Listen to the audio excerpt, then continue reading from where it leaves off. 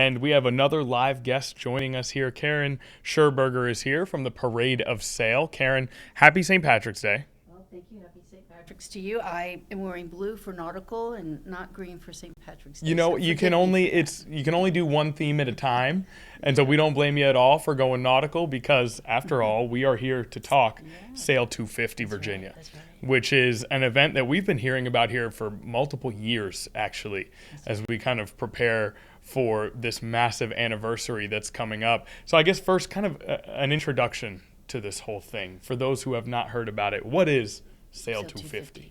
Well, hopefully everyone knows that this year, the year that we're in, 2026, is America's 250th anniversary.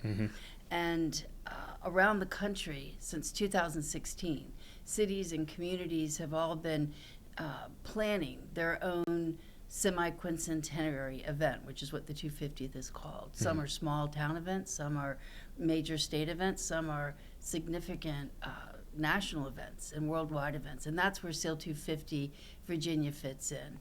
We have been organizing this event since 2019 with our counterparts in New Orleans, Baltimore, New York, and Boston to bring together the single largest 250th commemoration in the country, and definitely the largest in the Commonwealth of Virginia. And with it, you know, that's a very exclusive list of cities there. Not only in terms of those are some of the most historic cities that we have here in this country, some of the biggest metropolises that we have here in this country. How did Norfolk end up on this kind of esteemed list here to be a part of the biggest celebration of this milestone? Well, that's a good question. It actually began back in 1964, just right around the corner at the NOAA base here in the Freemason area. The first tall ship in modern time to call on Norfolk stopped here on its way to New York for the 1964 World's Fair. It sort of sparked this interest around the community that what are these tall ships, these international sail training tall ships, and began this love affair with the history of the sea and the romance of the tall ships. And so in 1976, which was the bicentennial year, again, ships were going up to New York. Norfolk grabbed a few more. And from that point on, from 1976 on, is when Harbor Fest began to evolve. And the other cities, Baltimore, Boston, and on occasion Philadelphia was in the mix. New Orleans is one of the newest ones. But we decided in the 70s it makes better sense rather than us all chasing after these ships from all these different countries. Why don't we organize amongst ourselves and go in tandem to these different countries and offer them a schedule and an array of great port services and experiences. So it actually began, we planted the seed in 1964, but we have been in that arena since that time. Okay, so is it in so many different ways a long time coming for this celebration?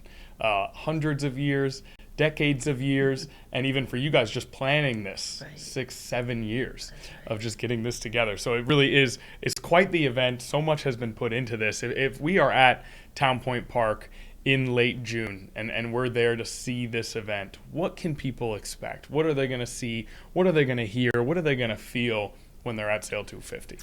Well, let's go back a few days. Let's go back actually the week before, which starts June 12th.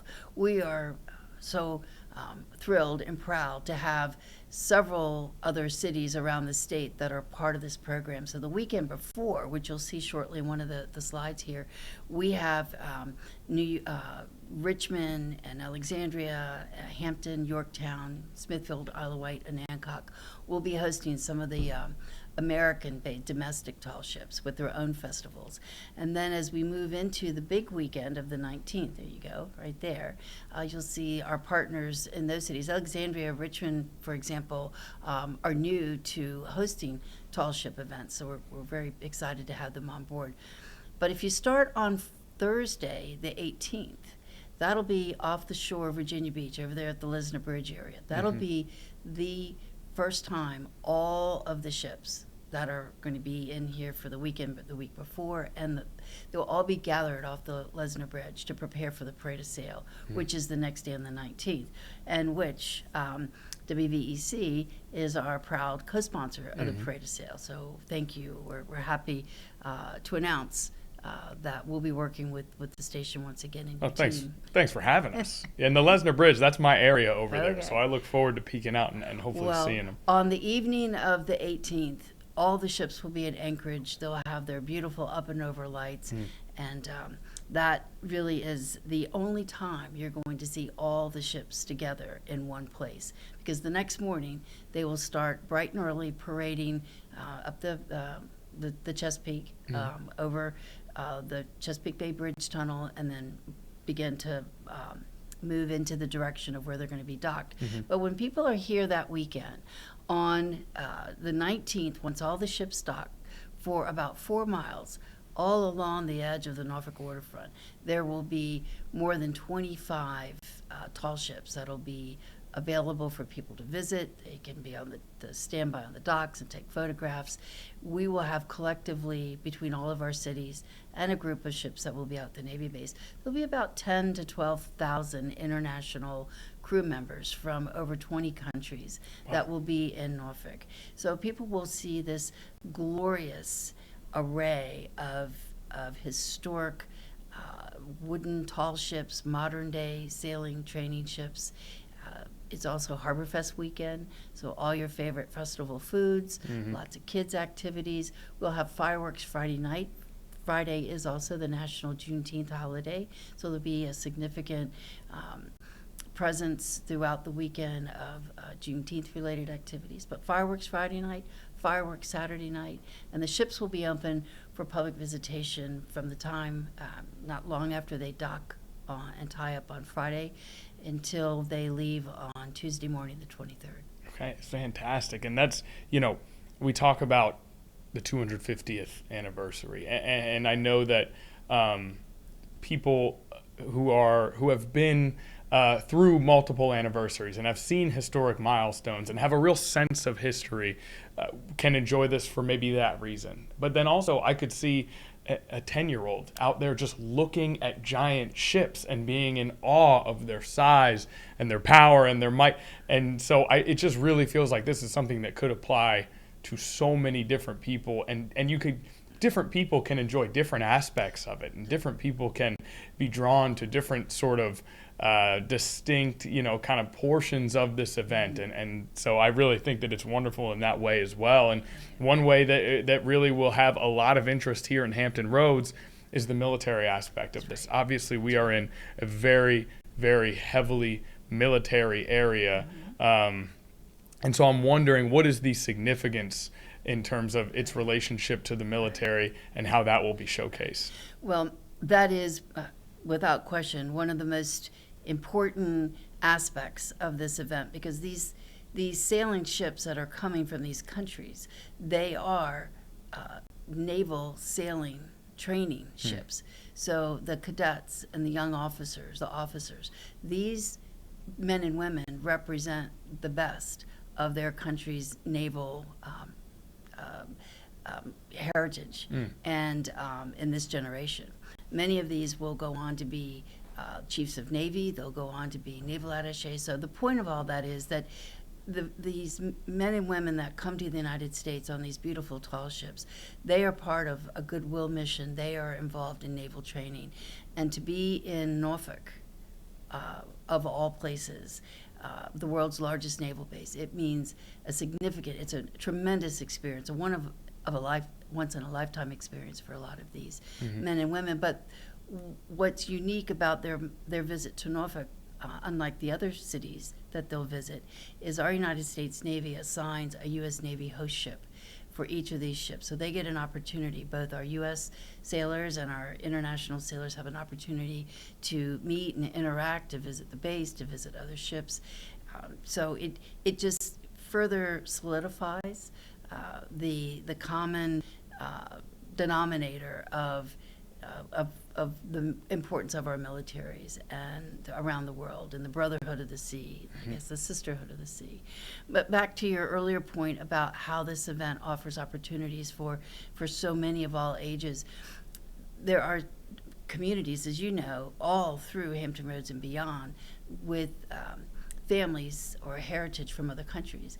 And so for a family who has roots in Portugal or Spain or Uruguay or Germany, to be able to come and visit a ship from your homeland or your parents or your grandparents, and to interact with those sailors. Students with foreign languages and studying those cultures. We have 26 schools from around the state that have adopted these ships. So the touch points, you think of 2, then you think of 10, and then you think of 5 more. So the layers just continue to add here as we go along. It truly does seem to have something for everyone, and can make an impression in so many different ways on so many different people. And so you're going to have, if you have people who are watching this now who say, I don't want to just watch this. I don't want to just attend this. I want to be a part of this. I want to help. I want to contribute. How could people do that? Well, on our website, which has a wealth of information, lots of Q&A section, information about the ships and the countries, but we also have a volunteer landing page. So if people are interested in getting involved from a volunteer standpoint, we list all the different areas that volunteers can become involved, and send that to us, and we have regular interviews. And these events that we, I'm not going to say we take for granted, but the Harbor Fest and all the great festivals that happen around the region, all of these started with volunteers. They wouldn't be happening if it wasn't for community engagement and also corporate support. Very, very generous corporate community here that brings all of this together. But definitely our volunteer site is a good place for people to reach out. Yeah, absolutely. Anyone who wants to participate can go to that website. You just saw Naya had it up on the screen for you there. Easy to find, easy to access, and we can see just clicking through it now that you can go and find opportunities just going to that website, and it's all kind of very easy to navigate. Now, an education component of this event, what can people expect to learn, even people who know that what Sail250 is and what it's about? What other kind of types of opportunities are there to gain more information and to sort of grow in your knowledge of America and nautical life and things like that? Well, one doesn't need to wait until June for that. They, again, can go to our website, and our Maritime Operations Director, Hank Mosley, has spent the better part of 2 years developing, and I think the absolute best website with tools and resources about the 250th, specifically about our military and maritime heritage. What are those touch points that people can relate to? Learn about the history, the early history, how Norfolk, Virginia, how our country evolved, and also because it is the Juneteenth celebration, we have information that is on the site there as well. But we'll also have a number of educational activities that'll be going on. Excuse me, behind Nauticus is our Discovery Deck. It's our education center, and we right now I think have about 20 different organizations and museums that'll be bringing information to share, information to learn, and interactive activities. So you couldn't pick a better spot for that than Nauticus either. It's interactive. Absolutely. It's easy to sort of, even now you go in there and it's so education based as you walk through. So that sounds perfect. So it is a living stage, I would say. So not only are people who come to the event or go on our website and look at what we have, about history, they will be part of history, because what we're doing is marking this important part of another American chapter, and that's our 250th. So I do look at it as living history, and everybody gets a part to play. And it sounds like this type of event could draw visitors from out of town. It seems like it could draw a lot of people to the downtown Norfolk area. I mean, in terms of economic impacts, what do you guys expect here? Well, we know, to your point about out-of-town tourists, we already have 55 tour buses that have signed up from outside the region. Wow. Which is always great for all of our restaurants and our hotels and all of our other attractions. But this applies to all of the other cities that are involved, all 11 other municipalities that have events. The economic impact, the activity that will be taking place around these events is tremendous. We collected data in 2012. Now that was a good while ago, but the data that we collected from the same partners, and we now have several new ones, was $150 million was the economic that people could track actually from what local businesses were reporting, the revenues that were generated from parking and hotel tax. And not to mention these ships, these are floating little cities. Some of these ships are bringing 300 to 400 crew members on board. They have money to spend. If you go to the Navy Exchange, or you go to a Best Buy, or you go to any other major department store after this event, the shelves are pretty much going to be empty. They love to come and shop. So it's not just the tourists that'll be spending money, but it'll be our international visitors that are here as well. Yeah, and that's during the celebration. Even beyond the celebration, Yes. What kind of lasting impact will this event have here?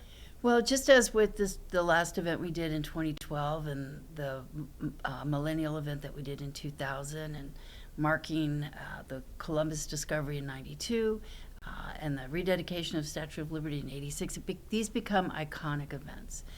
Whether you experienced it in person, or you had a parent that was involved in it, or a grandparent, we have 3 generations of people now volunteering and involved in these events. The lasting impact is the fact that you can continue to share these stories. I hear stories almost every day now about what people experienced and how much they enjoyed the 2012 event or the 2000 event. So the legacy is really the pride that we have and that grows. The education that we learn, the stories that we'd not heard before that we can now share with others. So there's definitely a subjective legacy, and then there's the objective, which is the revenues that are generated through events like this that can be reinvested back into cities to improve their parks. So many of our cities are investing now in their public spaces in preparation for this event. Just like an Olympic city will invest for the different sporting events. Right. All of our partner cities are doing the same thing. So there'll be that public space, public waterfront access legacy to be enjoyed for many years and hopefully decades to come. Yeah, and all that investment leads to a lasting legacy, but I especially like what you said about those memories will kind of propagate through time. Right. And really sort of continue to build on the legacy of Sail250. Now, if somebody is listening to this and they're saying, this is my type of thing, I want to have the best possible opportunity to have a great viewing experience, to be in the right place at the right time, what all do they need to know right now if they just want to go ahead and get prepared for this event? Right. Well, what they need to know now is make sure that they are following us on social, that they're checking in on the website frequently, because we'll have information about the best places to park, the schedule for the tide and for the ferry, and HRT transportation, where people will be able to bring a bike or a scooter, Uber, Lyft, all of those sorts of rideshare opportunities. I think people should explore those and decide how long they'd like to stay, what day they'd like to stay. Friday and Saturday, the closer you get to fireworks, the busier everything is, so come early and plan to stay late. And lots of sunscreen and dress accordingly. We never know what Mother Nature's going to bring to us. So as in the previous interview about the Fun Fund, make sure you've got some extra dollars in your pocket to buy some great merchandise and souvenirs. If you're from another country or you have ancestors, brush up on some of the language. The crew love to exchange, have exchanges and meet with our local visitors. So just continue to stay up to date on where things will be. The event itself will be not just in Town Point Park, but it'll be spread all through and around Nauticus, into Freemason Harbor, across the Brambleton Avenue Bridge, actually right behind us, right here on Front Street. We'll have multiple ships there as well. And that slide there is the parade route. So I mentioned that the ships will gather off the Lesnar Bridge area and then parade up across the bay and into the Hampton roads. That's a 26 nautical mile parade of sail. So people will have the opportunity, starting very early in the morning of the 19th, wherever they can find a place on a beach, be it in the Chicks Beach area, East Beach, Norfolk, Ocean View, all the way around. There's some great waterfront areas to view the parade on the Norfolk side and the Portsmouth side, and Hampton for that matter. And bringing it on down into the Elizabeth River. So lots of time points. This information is also on our website if people want to be at a particular location at a particular time. But plan to get wherever you plan to be. Plan to get there. Give yourself plenty of time to get there. Absolutely. Want to get there early and make sure that, public transportation, if you don't want to worry about parking, if you do, maybe get there even earlier. I mean, be prepared for anything if you want to have the best possible viewing experience. And Sail250virginia.org, the website that you can go to for this information. Capital S, Sail250VA, capital V, capital A on Facebook. And then on Instagram, lowercase s, Sail250, lowercase VA. And that information will be available on our website as well on 13newsnow.com. So all of the information that you need to make sure that you can witness this historic event. And you guys have obviously been planning this for a very long time, Karen. Amazing job tying things back to Tim Fitzwilliams. I did catch that, kind of bringing it all together for us. And are you tired yet? You still got 3 more months. How are you guys holding up? We're gearing up. Okay. Every day, the excitement level is getting greater and stronger, and all the hard work and planning on the part of, believe it or not, there are over 4,000 people that are involved in planning just the Virginia event. We're ready. We're ready and excited to share this with everyone. I can tell. Just talking to you here today, I can absolutely tell that both of those things are true, that you guys are ready and you're excited. This seems like a very well put together and prepared event, so we're excited. Well, at 13 News Now, WVEC, not only will we be out there for Harbor Fest, we'll have some of our talent out there, we'll have some of our employees out there, we'll have a tent set up, and of course, we're a sponsor of Sail250 as well. So we are also looking forward to it, and we definitely appreciate you coming in today. Is there anything else we need to know before we let you go? Just put it in your calendars, June 12th through the 15th in our early affiliate harbors, and then come out and see all the ships on the night of the 18th. Absolutely. And make plans don't plan anything else. Don't plan anything else. June, the 2 weekends really, Right. once you So break the it down like that. June 12th through the 23rd.